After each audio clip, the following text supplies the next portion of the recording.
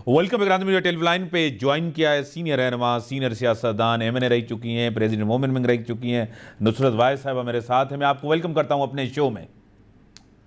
शुक्रिया जी। आज mini budget पेश हुआ है, आपको पता है 170 अरब रुपए और सेल्स टैक्स 18%। एक महंगाई का बड़ा तूफान आएगा, बेरोजगारी के बड़ा तूफान आएगा मुल्क के अंदर, क्या कहेंगी?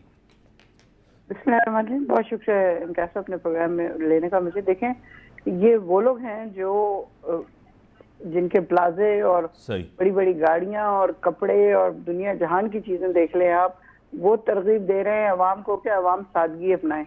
सही, मतलब इस तरह की चीज जिसमें कल की तारीख में शदाद कोट में 4 लोगों ने खुदकुशी की है। शदाद कोट आपको पता है कहाँ पे? सही। तो ये खुदकुशियां बेइंतहा बढ़ जाएंगी क्योंकि लोगों की अब इस्तेदाद नहीं रही है इस महंगाई को सहने की। पहले ही पेट्रोल डे बाय डे महंगे हुए जा रहा है, उसके साथ हर चीज महंगी हो रही है। सब्जी, दाल, आटा, चावल, जो भी खाने पीने की चीजें लोगों की इस्तेदाद से बाहर हो गई है, वो खाली गाजर तक नहीं खा सकते कि पेट भर ले।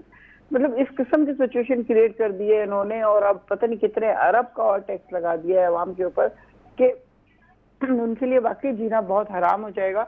अभी जिन हालात में वो लोग कर रहे हैं, खान साहब की आप देखें कि थोड़ी थोड़ी चीजें महंगी थी, यानी 50 से 60 रुपए किलो आटा था तो उस पर इतना शोर मचाया जा रहा था कि बेइंतहा महंगा हो गया। इस वक्त 105 110 रुपए किलो आटा है।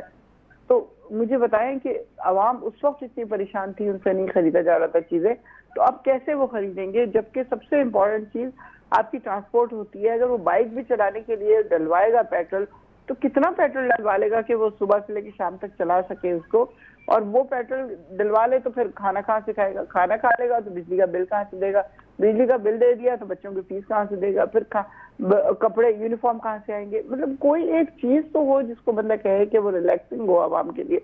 इन्होंने तो IMF के आगे, आप मुझे बताएं, आपको नारे याद है बिलावल भुट्टो और बाकियों के जो ये असेंबली में खड़े होके करते थे कि मुझे याद है IMF के हाथों खरीदा गया है और पाकिस्तान को बेच दिया है और हम मानेंगे नहीं। लेकिन आज भी एमएनए साहिबा, आज भी ये लोग कह रहे हैं कि IMF की वजह से हम सख्त शराइत पे इस वजह से जा रहे हैं कि ये आपका किया धरा है, ये हमारा किया हुआ था।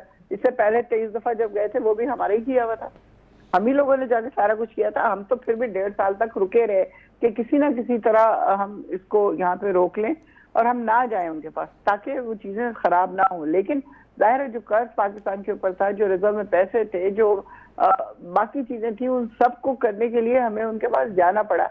आप देखें 8 अरब से 18 अरब पे लेके गए हम रिजर्व को। रेमिटेंस इतनी बढ़ गई, इंडस्ट्रीज हमारी इतनी बेहतर हो गई, किसान को ऐसा पैकेज मिला कि उनको बेइंतहा पैसा उन लोगों ने कमा लिया। हर चीज बेहतरी की तरफ जा रही थी। जाहिर है उनसे कर्जा लिया था, लेकिन उसके साथ साथ ये पहली हुकूमत थी जो कर्ज वापस भी कर रही थी। सही, एक मुल्क का कर्जा तो नहीं था हमारे पास तो बेइंतहा मुल्कों के कर्जे हैं। सिर्फ IMF कर्जा देती है तो उसका मतलब है कि आपको बाकी बैंक जितने हैं वो सारे भी आपको कर्ज देते हैं, बाकी ममालिक भी कर्ज देते हैं। तो IMF से कर्ज लेना इसलिए ज्यादा जरूरी हो जाता है कि वो बाकियों के दरवाजे खोल देता है। अब जब इन लोगों को सामने उसने इतनी सख्त शराइत रखी तो इन्होंने क्यों मानी? ये तो बिल्कुल मनोवन मान लेते हैं। मुफ्ता साहब इनके ऊपर इल्जाम लगाते हैं, $60 के ऊपर, $60 जो है मुफ्ता के ऊपर इल्जाम लगाते हैं, और वो सब मिल के बाकी जो है वो हमारी हुकूमत के ऊपर इल्जाम लगा देते हैं, जबकि जानते हैं कि किस कदर बेहतर तरीके से काम किया उन 3-3.5 सालों में। और जो पहली हुकूमत नुसरत साहिबा, आज इमरान खान ने कहा है कि इनकी कोशिश, यानी इनसे मुराद है कि PDM यानी कि पीपल्स पार्टी, नून लीग और JUI कोशिश कर रहे हैं कि मुझे गिरफ्तार करके नाअहल किया जाए। आज खान साहब ने ये कहा है।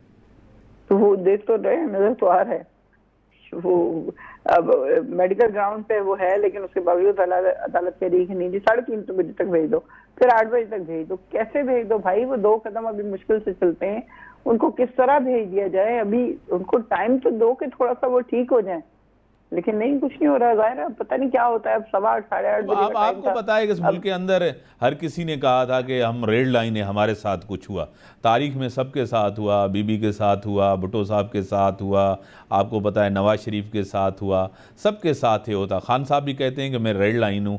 खान साहब भी अगर गिरफ्तार हुए तो क्या एक रिएक्शन मुल्क के अंदर आएगा? देखिए, जेल भरो जो तहरीक शुरू करने का इरादा है वो यही है ना कि हम लोग क्या, हम शुरू से क्या कह रहे हैं, जिस दिन से निकले हैं उस दिन से सिर्फ एक ही चीज है ना कि अर्ली इलेक्शन करवा दें, अर्ली इलेक्शन, साफ सुथरे इलेक्शन। लेकिन इन लोगों ने ईवीएम मशीन खत्म कर दी, तो साफ सुथरा इलेक्शन तो हो ही नहीं सकता। आपने देख लिया बल्दियाती इलेक्शन जो सिंध में हुए, किस तरह के इलेक्शन हुए, कहाँ कौन जीत रहा था और कहाँ कौन जीत रहा था और कहाँ कौन जीता।